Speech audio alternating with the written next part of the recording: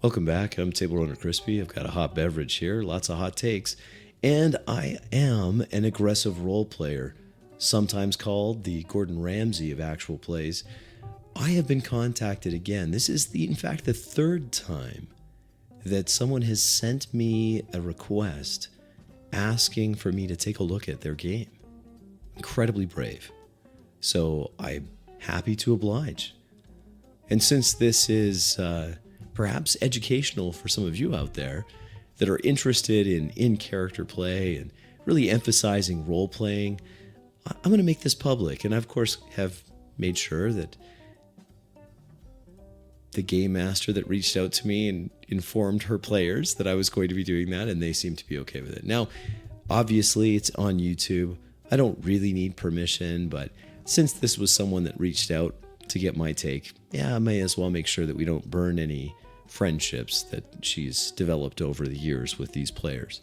And I have to say, as far as games go, this one is quite a bit different than the recent horror games that I've watched that were really nothing more than essentially Monty Python with Cthulhu spiced in. It's not, they really weren't leaning into the horror, whereas this game does, and I think they do a decent job of it. But let's take a look together, and I'll be happy to give my feedback. This is feedback for Maia of the YouTube channel Looking for Mom. Has lots of actual plays on it, but this is the one in question is called Riverview Ridge, a liminal horror Halloween one-shot. I'll put the link in the description below. Check it out and see what you think. Let's get right to it. Let's watch just a portion of this game. Again, I want to keep these types of videos a little bit more on the short side so that we can really limit the amount of criticisms or pointers or just advice in general so that it's not so overwhelming for the game master. Who's our game master? Well, here she is. She's right here in the top left as you're looking at your screen. Her name is Maia. Thank you so much for putting the pronunciation of your name in on the screen here. That is so helpful. And next to her is a gentleman called Johnny. His name is Johnny. He's playing Miguel. Underneath him is Lucy, and Lucy is playing Roxanne. And next to Lucy, we have Michael. It's just right next to my face here, and he's playing Desmond. Now, the age of their characters, you put them at kind of college level. I'm not sure, freshman, sophomore, junior, whatever, senior, don't know. But it's they are definitely in college together, and they've become stranded in a strange ghost town that is frozen in the late 1990s. Very little power out, and they've just had this encounter, and they're moving. The scene is moving to a new location, and I wanted to focus in on the game at this location because I think there's a lot for us to look at together, Maia. And let's have a look. Let's get it started. I'm going to let it play for a few minutes, and then we'll stop and we'll talk about a few things. But let's just press play and see how things go. The back door is locked. Shit. I don't have anything that could break. Is it like, does it have like a bolt on it, or is it a chain locked, or is it just like no door, like just locked from the other side? It's one of those doors that don't have the a handle on the outside. Oh, so it locks. Needs a large key to open it that way. Yeah. We're gonna have to swing around to the front then. Okay, let's do that. Yeah, we'll swing around to the front.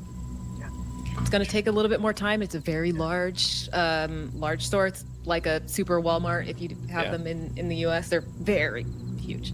And so you have to make your way around the store. So I'm going to roll a d6. Sure. Yep. Okay. That's not ominous. It's fine. So, you guys make your way around. Tell me what you do. Check the door first. Check the door. I'm still holding rocks like the door.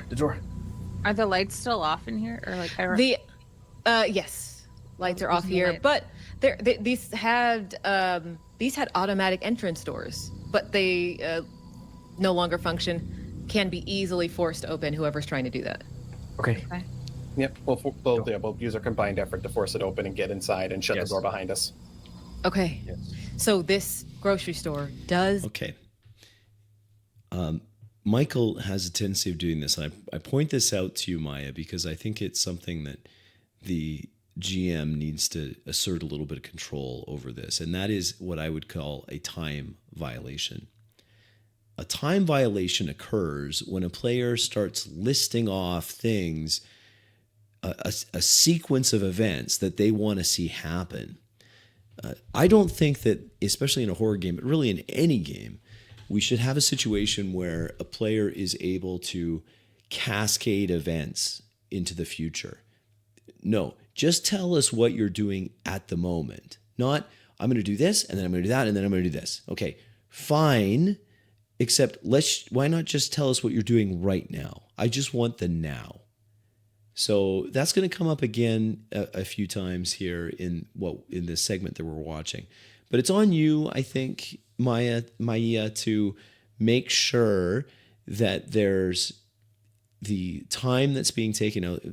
It's going to become quite stark in this example or this segment of your game, because two of the players are generally pretty good at keeping their turns in a certain segment of time. Now, this is something you can set up as an expectation at your game. You can say, in this game, because we're going for a horror feel, I want there to feel like there's time pressure. So I'm not going to let you project your turns too far into the future. It's just going to be in this brief amount of time.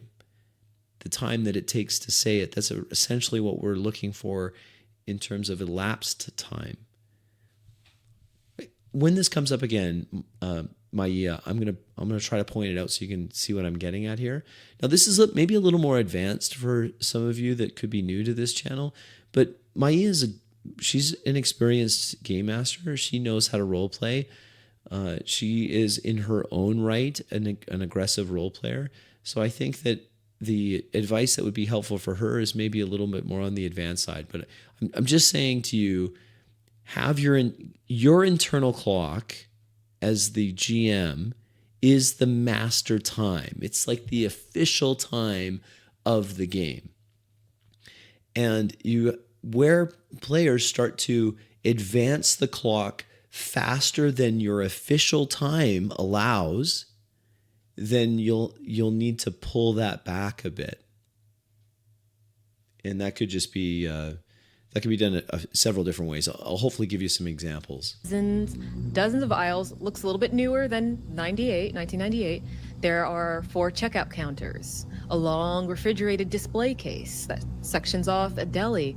It's dark, but ambient light from the theater next door kind of filters in from, like, there's a collapsing part of the roof in the grocery store. And there's a smell of mold that permeates the air. Most shelving is bare, but there are, like, still a handful of, like, cans, packed goods, and yeah, so. Okay, excellent. Oh, Michael, you're going to ask a question, and it's going to drive me nuts. But that's an excellent description. Notice what you've done here. You touch, smell, sight, the lighting. It goes from... So there's enough here that really anyone who's paying close attention to this can picture it. The only other thing I could suggest to you, Maia, is you could say, here's a picture, right? But you've done an excellent job without an artifact or an image to show. I just think of one still image here. I quickly made one, just a machine-generated image that's behind us right now. And I just did that really quick. And I think that can also work. But your description, I wanted to give you some praise for that, because I noticed the light, the smell, I can picture it. 4 checkout counters, the refrigeration row. I've been in this store. I feel like I've been in this store, and that's a good description. When you've described it such that your players can imagine it. Oh yeah, I've been in a place like this. All right, let's see what happens next. Desmond is gonna go into full triage mode and start barking orders at Miguel. Miguel, put her down over here. Okay, Michael, you can just do that without giving us the preamble with the third person of Desmond's going to be doing this. You just go into your triage mode. He's I think a medical student of some sort. And so he could just start doing that. Hey, we gotta address this wound, get her up here. Okay, great. That first part I don't think is needed. I think you can role play without that. Here, I direct us out of the line of sight of the windows and the doors, and I have her sit her down, turn your phone on, put it on the leg, and I get to work trying to patch up that leg. Okay, Michael, I'm guilty of this too. All right, my brother in role play, I am guilty of doing this where in my turn I'm advancing the clock. So okay, well, we're already doing this, and we're already going to get her onto the counter. I mean, shouldn't we stop just with you saying to the others, we have to treat her wound? Why don't we move her over there? Then it's a chance for, that's a quick turn. It's a chance for Miguel to act. It's a chance for Roxanne to act. And then it's back to you again. Perfect. Okay, clearing off some of the debris from this old checkout counter. We put her on there. Here, help me get her up on. We can look at this leg. It's still happening quickly, and you just go with a little shorter turn, Michael. I think it would be really good. Or I should call you Desmond. That's the character that you're playing. I give her the clown nose, bite this, because I'm going to try to apply pressure with a better wrapping around her leg. And dude, that's too long. You're moving the clock too much without Miguel and Roxanne having something to say about this. So this is what I'm talking about, and I promise I'm not going to just focus on Michael here. That's not fair to him. And Maia, you want more stuff for you. So my advice for you is it's on you to, when this happens, it's on you to either force a change. You can force a change by doing this. Here's a practical thing you could do. As soon as you notice a player is spinning the minute hand themselves too much, immediately interject by saying Miguel. That's a signal to Michael, playing Desmond here. It's a signal to Johnny that you're up. And then if Johnny starts doing it too much, just say Roxanne. It doesn't have to be, it's really not that intrusive, but by stating another player character's name, you're signaling to the person who's guilty of this time violation that that's enough time for your turn. We'll come back to you, of course, but it's too much. It's not simply, and notice you're not doing this to interrupt dialogue. No. This isn't dialogue. This is, I'm doing this, and then I'm going to do this, and then I'm going to do a tourniquet on the leg, and I'm going to do this. Okay, too much. Oh, and bite down on this. And when is Lucy's chance to say, I'm not putting that in my mouth. That's disgusting. It was on your nose. Gross. She should have a chance to interact with this. But if you're spinning that minute hand too quickly, then she's not going to have a chance to interact in a believable way. So Maia, real simple, just cut him. And it doesn't have to be brutal. It's just saying Miguel. And then because everyone's paying attention, and you can do this, Maia, you can do this where other people will struggle with this because you have players that are all paying very close attention to the game. They're not alt-tabbed away. They're not on their phones. They're paying attention. So this would not be that disruptive because Miguel will be right in on it, or Roxanne, or even Desmond. Because if Roxanne's taking too much time, you can just say Desmond, and then that cuts, and then it comes back. And yeah, I use my med kit to help her out.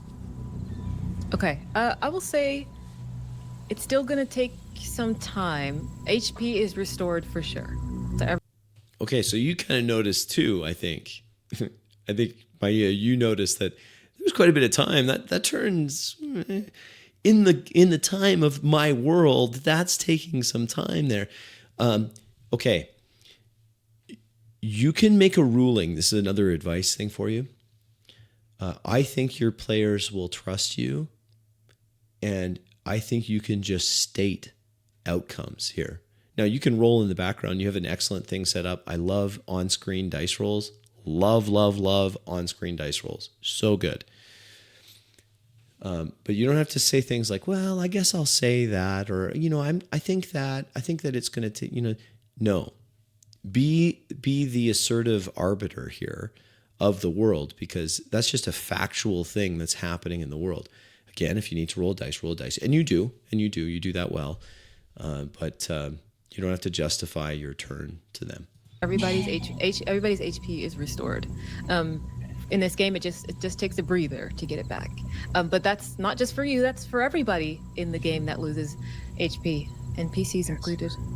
Yeah, that's what I thought. Strength stays the same if you took from that as well. Yeah. Yeah. It's okay. Would a med kit have restored any of her strength or no? I will say it does a D4. Okay, Oh, I can roll You that. rolled it or I do? Okay. Yeah, you can roll. D4. Oh, 3. 3. Awesome.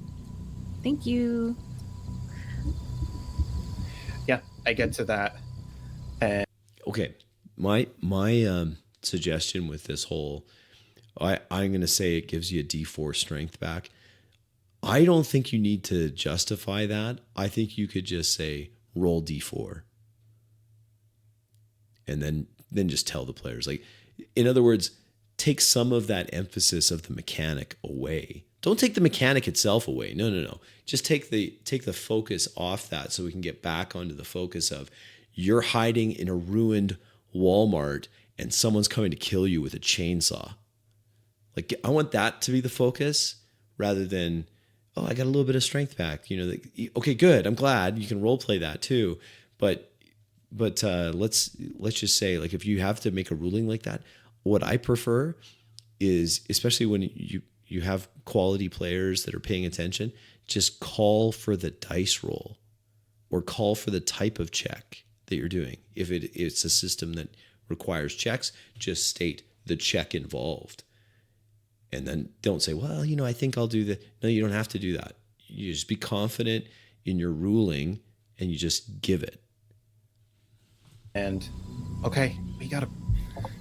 No, I'm going to anticipate someone, not Maia, but I'm going to anticipate someone else watching this video. Maybe if anyone watches it. Never quite sure if any of these are going to have any traction, but someone's going to say, but no, Crispy, obviously I have to show my players why I'm doing what I'm doing. I have to justify it. And my answer to that is an emphatic no. No, you can just have a layer of trust built over time that they trust that you're trying to, your role, Maia, and my role when I'm a game master is to jealously guard the believability of the world.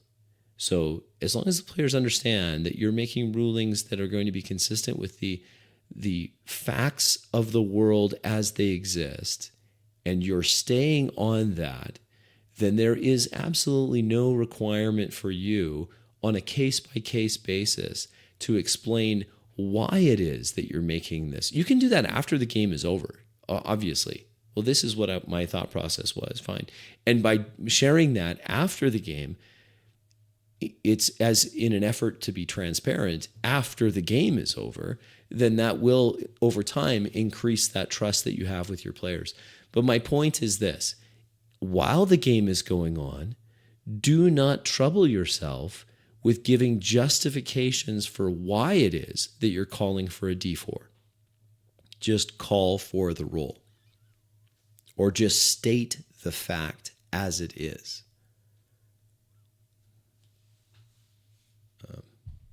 Anyway, again, kind of more advanced stuff, but I think it makes sense in this case. We gotta hide. Yes. It's inhuman. It's not humanly possible. He was closer to that explosion than any of us were, and he took it like nothing. Yes.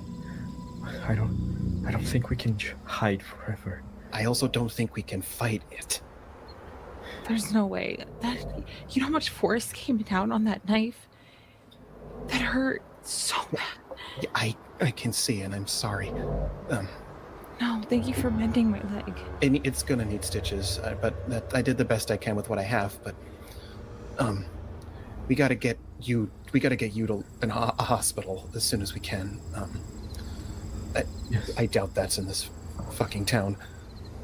Would I have seen any other buildings or anything of note while running between the alleyway into the front of the Stop and Shop? Unless you had told me you were looking, then no. Okay. Good for you. Good for you. That's the right answer. And Michael, if you wanted to know that information, you're going to have to move in the fictional world, aren't you? Now, it's the front of a super Walmart, right? So all you have to do is say to Miguel, right?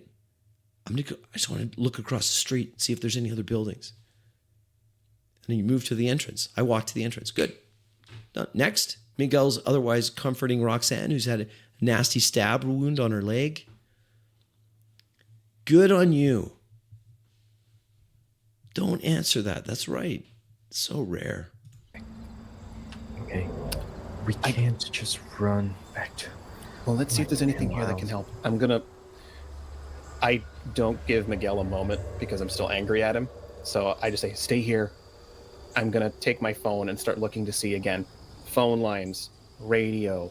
If this is a Stop and Shop, maybe there's a tiny pharmacy where I can find some pink. Okay, stop this right now and say, Roxanne. If you allow this to go on too much, the real danger is that you're not going to have the same level of engagement that you're enjoying right now with these all three of these players who are still really engaged in your world. Killers or something, or other kinds of drugs that might be beneficial to the situation. Okay. Good call. And I just walk off. There are no drugs or any other medication that you can find, unfortunately.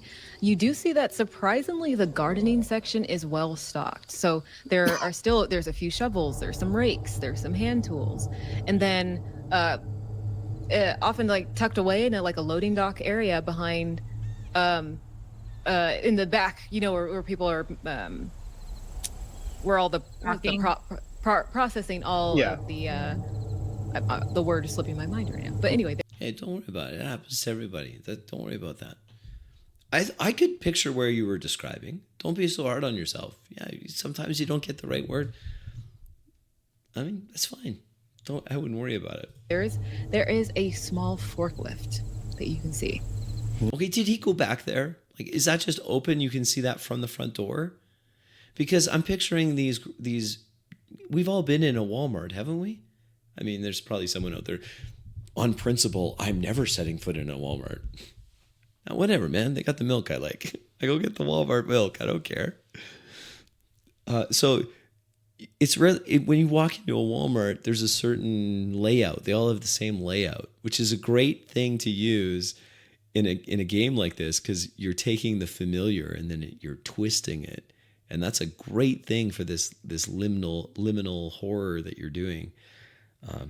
But how would he see the forklift that's left there if he isn't searching around? So if he's searching around, what are the other two doing?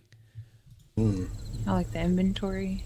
Yeah, inventory area. We're just loading up, moving. Yeah, so. Does it have its keys in its thing? Does it look like it's operable? It does have its keys. He has to go and look at it. He's not going to see that unless he's in the room with it.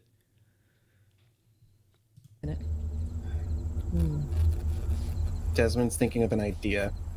He's going to grab a pitchfork and a shovel and bring... Okay, that's the gardening section. That's another part. There's no forklift in the gardening section. That's over in the back in the stock room. Don't let your players teleport themselves around. You do a very good job, Maia, of not moving the players. But at the same token, it's a violation. It's a crime My voice is still a little raw. I'm sorry about that. I sound a little more angry than I usually am. It's just my voice is hoarse. But what I was saying is that just as much as you shouldn't teleport players around, and you don't, to your credit, don't let the players teleport themselves around either. It back to Miguel and Roxanne. Okay, this might sound crazy, but you're right. We can't keep running from it, and we can't hide, and we can't fight. But what we might be able to do is hold him down. There's a forklift back there, and if we can bring him to the back room maybe and hit him with it or something, maybe we can pin him against the wall and shut the doors to this place and book it. Okay. I have whiskey and I think, what was it you said, Roxanne? A Molotov? We could do that. I have a lighter. We could do that to the whole place for good measure. We have the gasoline. I can just, the car doesn't really need gas. It would have just been in case we kept it running. So I could just burn the whole place down. I can't believe I'm saying this. We could just burn the whole place down. Yes. Okay. It's a crazy idea, but we can do it. But this is a crazy situation, so and But wait. I think I stop for a minute and I try to gather what the hell just happened. Why is the movie theater the only thing on in this town? I don't Why know. would that be a thing? And 2 movies about death? What? This is not coincidental anymore. yeah, but we don't have time to sit and be Scooby-Doo about this. That guy's chainsaw is real. That guy's knife was real. You know that. So maybe we can check there again. We can, after we've taken care of him, because he's not going to let us just sit and ask questions and look for clues. Did you find a phone in the theater? I didn't get a chance to look, so no. It seems like the theater's our only option right now. Okay, we can double back to the theater, but we have to stop him here. Maybe Okay. maybe the lure him door, in. maybe the back door is over where the forklift is too. We can pin him back there, shut it behind us, throw fire, whatever we got to do, and just go. Yes. Okay. Do you know how to operate that? Or can you maybe try and do that quickly?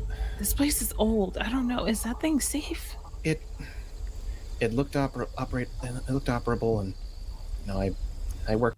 He didn't turn it on, though. All through this, Maia hasn't said anything. That is so good.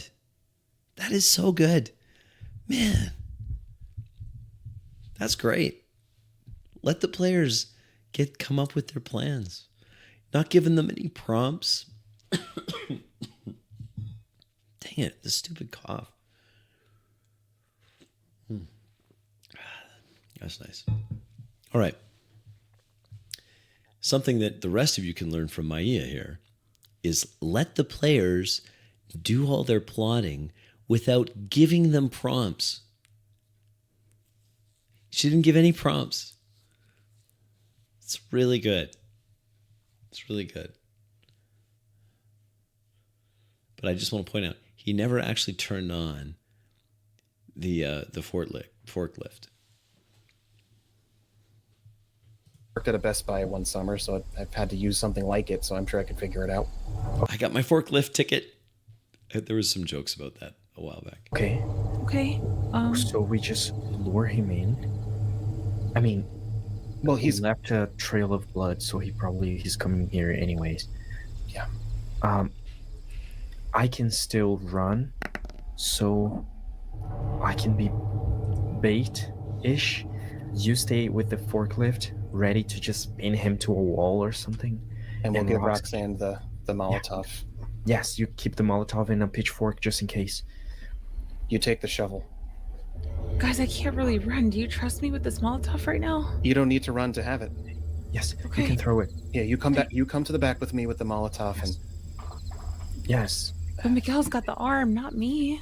Hey. you don't need to aim with a Molotov. Yes. It's going to explode and spread Exactly. everywhere. As And- long as you get it near him and not near us. Well, Okay.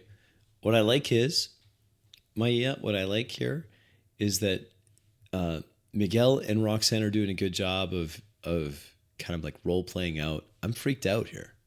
Someone's trying to kill me. I'm not used to that. I have an injured leg. I'm not sure if I can put weight on it.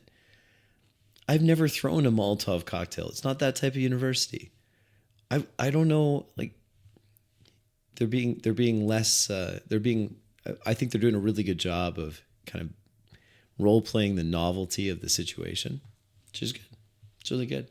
Michael's role playing it differently, but that could be his character is just being more, this is the kind of character he's playing. It's going to be more a take charge fellow in a time of crisis. Those exist. That's fine. We'll be fine. Remember when we hung out near The main thing is Maia through all of this is just letting them do it. She's not coaching them. She's not saying, you could do this or you could do that. She's not giving them option A or option B or that. She's not doing any of it. So it's a hard skill to learn. The skill of being quiet. It's really hard. field that one time, and I actually taught you how to throw. Remember? Yeah. It's I love this. I love that. They have connections between what Miguel is doing here is he's doing a callback. Like we're friends. I'm on the baseball team. I'm a starting whatever he is, pitcher, not a pitcher, whatever he's outfielder, whatever. And I've spent time with you. We're friends. I remember I showed you how to throw. Like that's just great. It's just that a small, seemingly throwaway comment that reinforces that these characters have a history together. I just like that when I see that. I don't see that often. As you can tell, like I have enjoyed this game. I also really enjoy this atmospheric soundtrack that you put onto the game after the fact. I like it. all about, using your waist and the whole body movement, the chain of the body. Okay. Okay. So if it comes to it and if you need to throw it, just use the same thing, okay? Okay. I'll try. But- Guys. Okay. It's gonna be Scott, okay. Yeah, let me give him the shovel, and I'll walk you over there, okay? I pull Miguel over and give him the shovel, and while I'm still holding the shovel and giving it to him, don't you fucking die. Wasn't playing I'm well. pissed at you, but you're my best friend. Don't you fucking die. You hear me? Yeah. We're not dying tonight. Don't worry. All right, Batman. I guess Shovel Man. And he'll put his hand on Miguel's shoulder and grip it tight. I think it's less jarring to just say, I put my hand on Miguel's shoulder. I think switching between first person, third person as a player is more cognitive load than required, we'll say. That's my preference. Not everyone agrees with me. Shocking. They should. They don't. And think about saying something else, but realizes that there's no time, and then he's going to go tend to Roxanne and bring her to the back where the forklift is and start figuring it out. Okay. So Roxanne, Desmond, they make their way to the forklift area. Yes. Mhm. So you see that it only sits one person. Yep. It looks operational, and it is the large. I don't know why I can't. That's the inventory room where the large crates and Yeah, the stock room, It's the a- back it's a- room, the stock, and Yeah. Yeah. So it's a large stock room. It's very cold back here. The ceilings reach about 20 feet high, but looks pretty empty. You see some old crates and things like that. But so yes. what I'm going to do is sit and mess with it. I'm going to ask Roxanne to go near. I don't know why it's your turn again. You take a lot of turns, sir. So Maia, the recommendation I have is you need to make sure that there is a turn order that's being respected. And if there's not a turn order, then just in your head, what I'd recommend. Now, again, I wouldn't recommend this to just anybody because but I think that you can do this. I think you can keep a running tally in your head of just kind of what is the approximate amount of game time that each player is getting. You can kind of just in your head kind of think. And that's just so that afterwards you can talk to players and say, look, it seems like you didn't get as much game time as the others. I mean, what can we do to improve that in the future? Near where the door is to be ready with the Molotov. I give her my whiskey bottle and some more of the gauze and the lighter and all that. And I say, okay, this is the plan. I'm going to have the forklift off to the side where it can't see it. As soon as Miguel gets past the door, I'm going to turn it on. And as soon as it gets in front of me, I'm going to charge it and pin it against the side wall. Once I've done that, I'm going to get out of it. And once I'm out of it, you throw it, okay? Okay? Okay, so once you get out, I throw it. No. You throw it, and then we go out the door.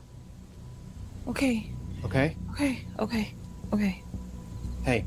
Okay, Roxanne, where are you? Say where you are. You're in the stockroom, but where? He's on the forklift. Where are you? It'll need to work on my bedside manner. We'll get through this. It'll be okay. Miguel's got the most stolen bases on the team. He's faster than that guy. Okay. And then in under I like that too, that callback to the baseball element, like just as a reminder. It's good. It just kind of builds the rapport amongst these characters. I think that's good. my breath, you hear me repeating what Miguel told me about throwing. Use my weight and throw. Weight and throw. Okay. All right. Let's go. Miguel? Yeah. Great.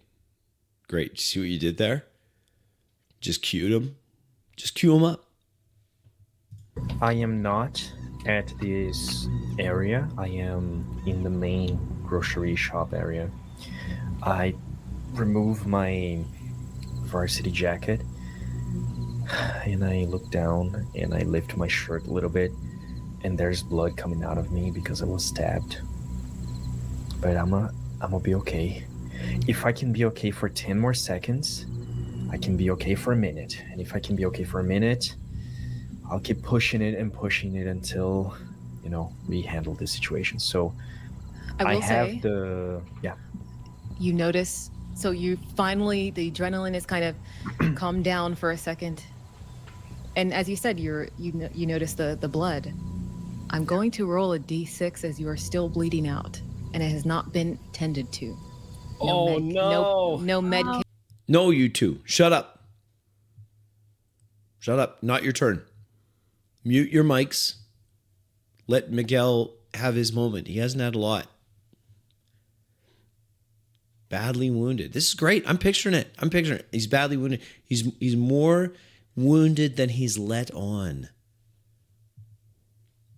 It was given to you. Yes. Completely forgot. That's okay. It's okay. And that is 6 damage, goes to your HP first, and then strength. 6? Yep. Okay. What is your strength at now? Now it's set 4. Oh God. Oh no. I need you to make a strength save for me. Okay, you two. This is a we'll call it a table convention recommendation, Maia. Try, when it's not your turn and it's not something that your character's doing, it's something you as a player are reacting to, which happens. I'm not against it. Try not to have that reaction detract from what's playing out in the world. You know what I mean? I mean, this is a tense part, right? Be cautious, Maia, about asking for character, especially mechanics in relation to characters. What is this stat at? What is your pool of this at? How many hit points you have left? There's 2 main reasons why you want to be careful about that. One is you never want to give the impression that you've got your finger on the scale because of what you want to have happen. In other words, I kind of want you guys to get to the next scene, so I'm going to pull my punches, or I kind of want this to be more dramatic, so I'm going to hit you harder because now I know how much you have. Like, just be careful. I think that most of that information should be opaque to you so that you can concentrate on those things that you do know, right? Like that. Now, this is a one-shot, and this system, in your defense, this system might be new to the players, and so there might be a little bit of tutorial that's going on here. which is fine, of course. As much as you can, I think it's better to do those before the game starts. Just be cautious about that. So the other thing too is, so the first thing is you don't want to give the impression ever that you've got your finger on the scale because you know information about the character's relative health. And you see this happen quite often in other actual plays out there where they'll ask before they give damage on the blow from the sword, well, how much hit points do you have left? And it's like, oh, miraculously, you're still going to have 1 hit point left. Oh, what are the chances of that? What a coinky dink. Yeah, that's probably because you were messing with things. The other reason why I suggest that in your game, which is a really good game, by the way, I do think everyone should check it out. But I think that you also come out of that very evocative, immersive experience when you start talking about the mechanics of this, the abstraction of the strength of the character. He's an athlete, but now his strength is down to 4. Can we, instead of just putting a numeric code on that, which is fine, it's in the character sheet, it's how the mechanics represent the world, but can't we focus more, especially for this, which you're going for, which is more of a horror thing, can't we focus more on what is visible?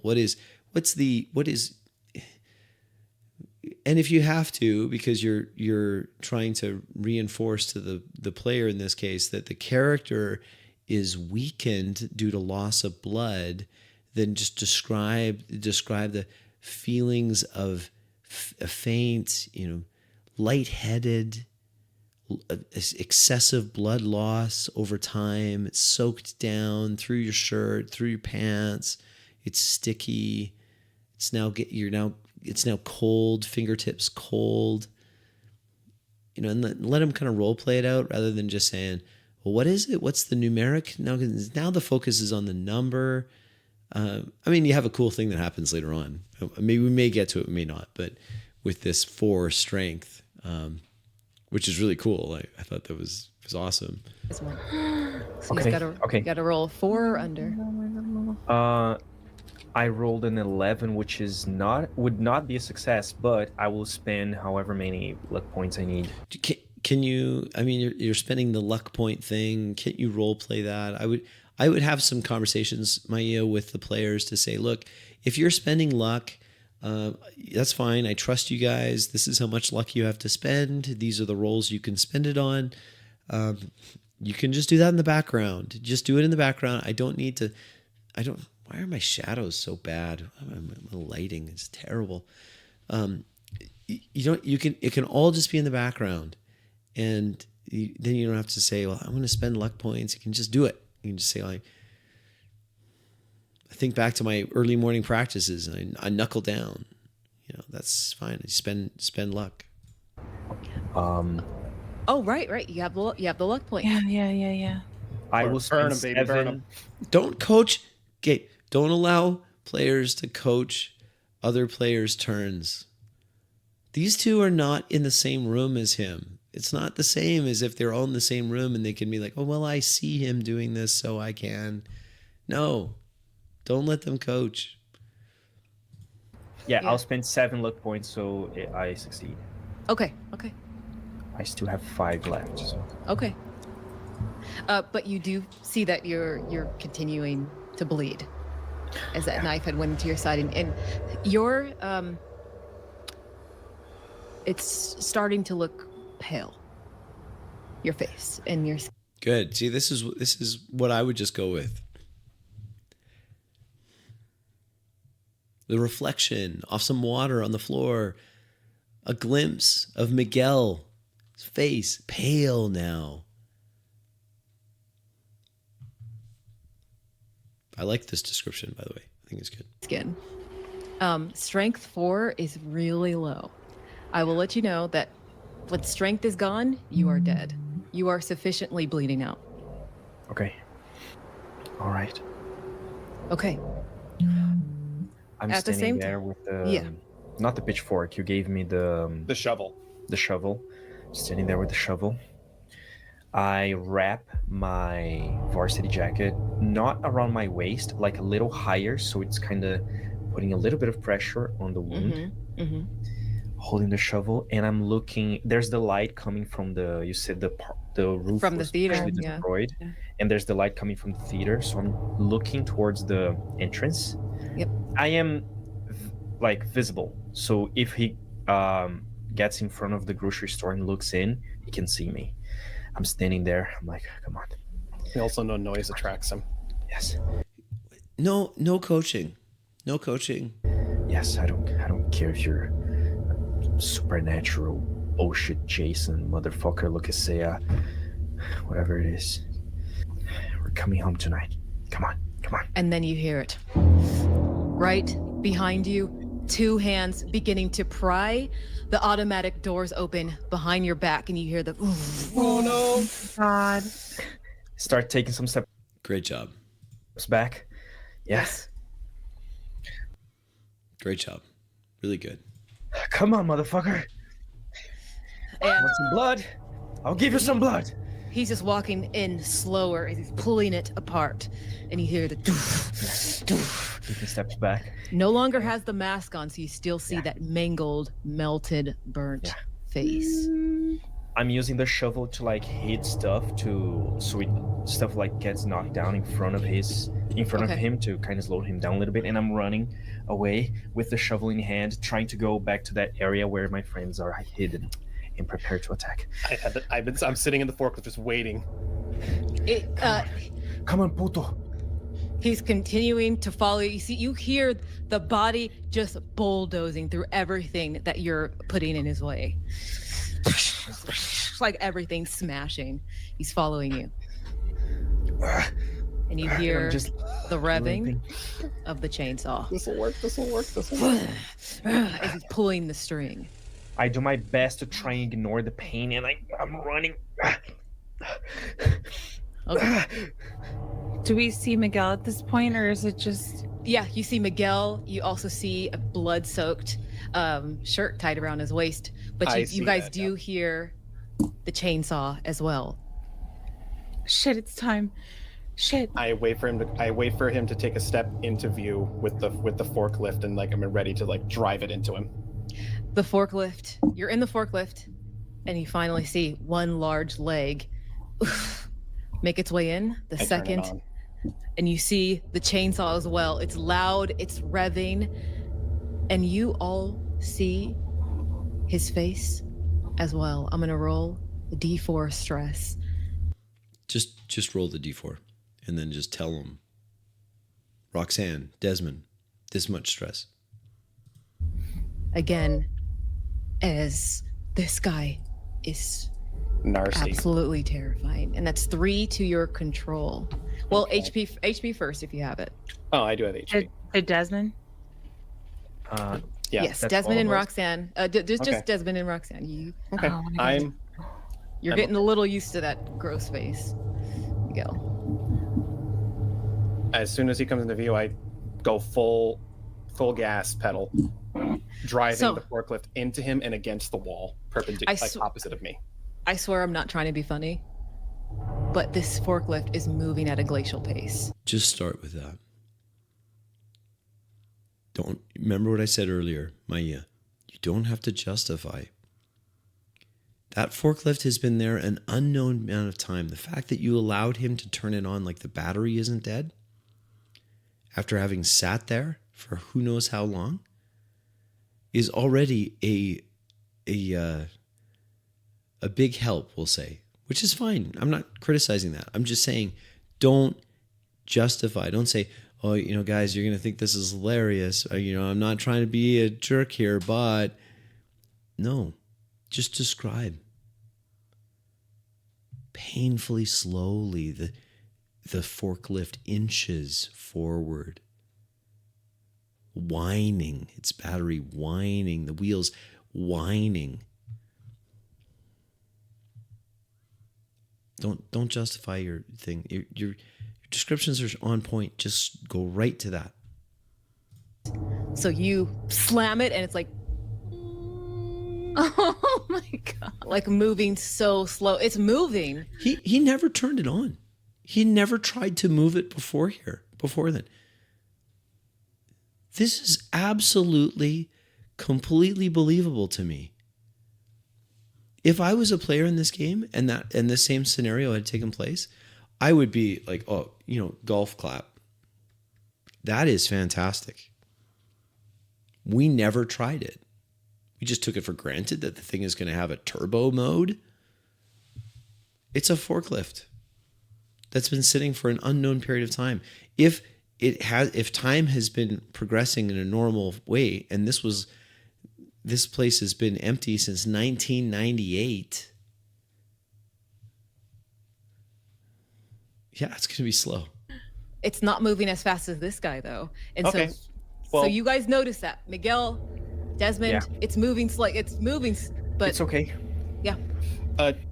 I'm gonna. What do I have? Like that goes again. If it's moving forward, I should be able to like let it go forward and like take my taser out and shoot him with it to see if he'll stay in place while the tasing happens. Yes. You can. You can Do that. Is, And I should be able to. No, just tell us. Okay, Maia, just tell your players. Look, you don't have to. You don't. Just tell me what you're doing. You don't have to ask me permission. You don't have to justify it. Just tell me what you attempt, and then I'll adjudicate in a fair way. You can trust me. yeah. It As does he a goes to D6 do of damage, non-lethal, but like will hold him in place for a little bit. Yes. So Okay. I can roll that.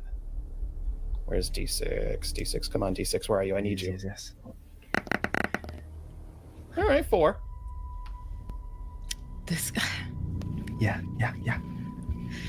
He You're gonna tell me he's weak. He's weak to tasers, right? He is.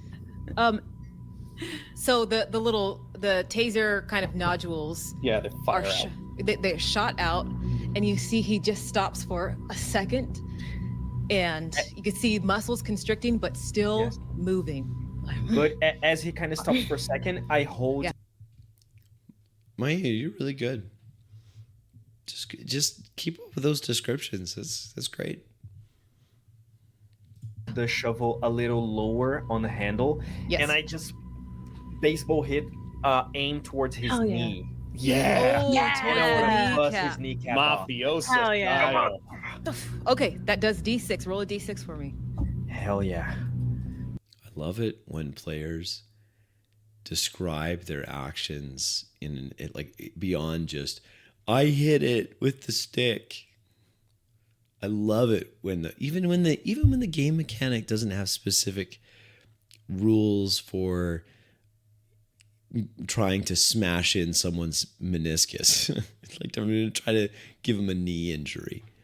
Even when the game doesn't have that in the mechanics of the game, and most games don't, let's be honest.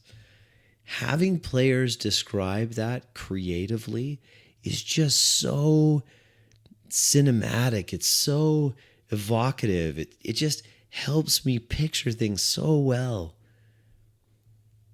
So good on these players for doing that, describing it, that level of detail. It's really good. Come on. As he's still taking please. steps forward. Okay. Can I use luck points to change No. that?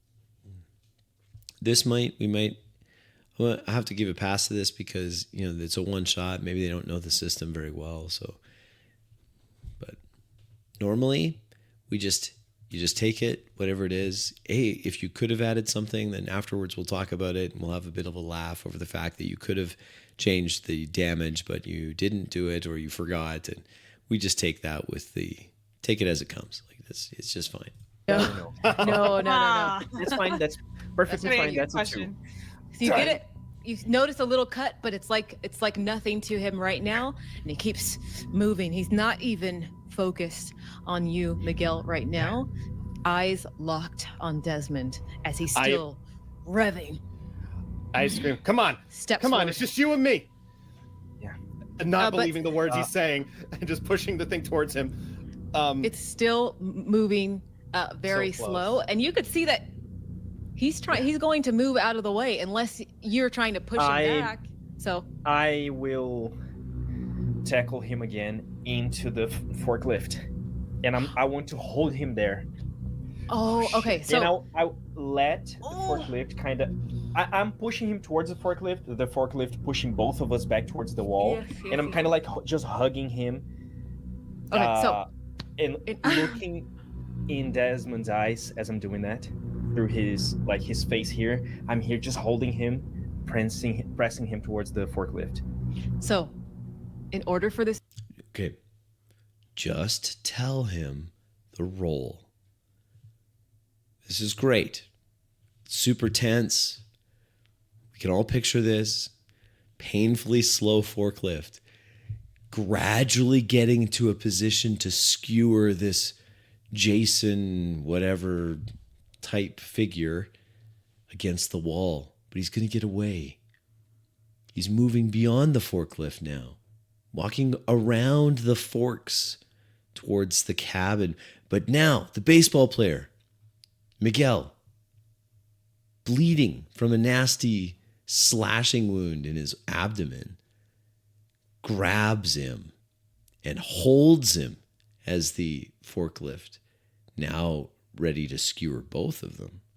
Just say what it is. Just tell the role. Not in order for this to work. You don't need to say that. to work, you need a successful strength save.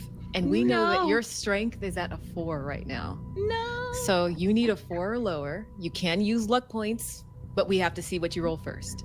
Yes. So I just want to let you know how important this. I think that everyone knew the importance of the role without your preamble.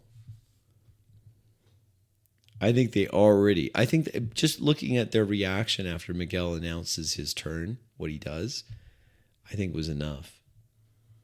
Roll is. Okay. I scream out, Miguel! No! Use the chain of the body, and I'm gonna roll. Oh my God! That's a 3.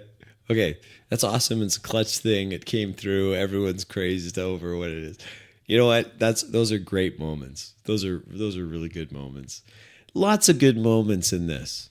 Lots of good moments. I hope that I've given you, Maia. I hope I've given you a couple things that as you watch this over will be helpful for for future games. Oh, I got to cough again. Oh, for crying out loud!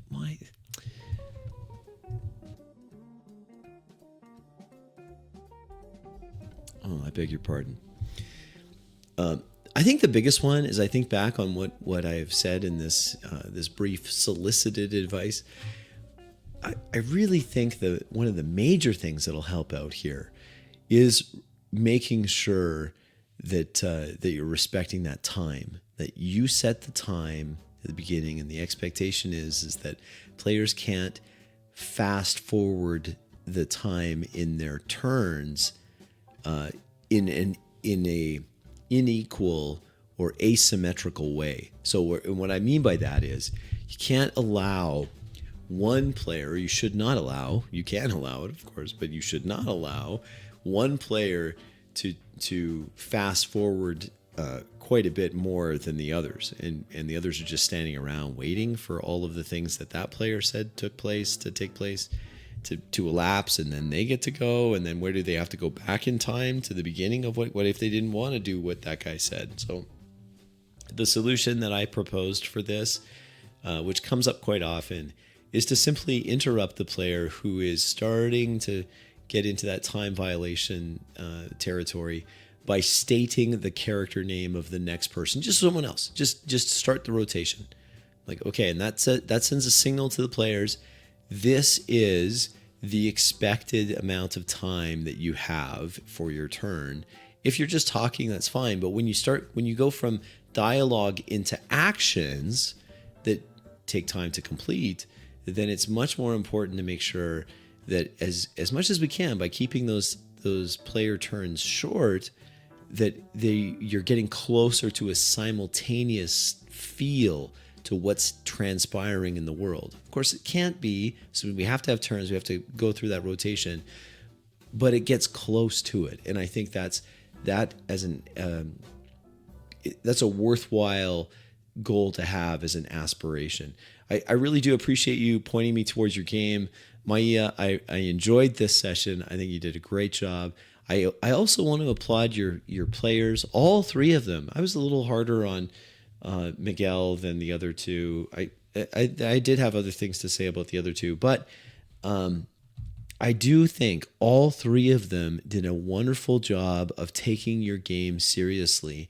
And you, for your part, took yourself seriously. And the game is so much better for it. So congratulations on successfully pulling off a liminal horror game one-shot. I thought you did great, and I look forward to seeing more from you. So thanks. This has been Table Runner Crispy looking at a game submitted by Maia of channel Looking for Mum. I'll catch you guys on the next one. Thanks for watching.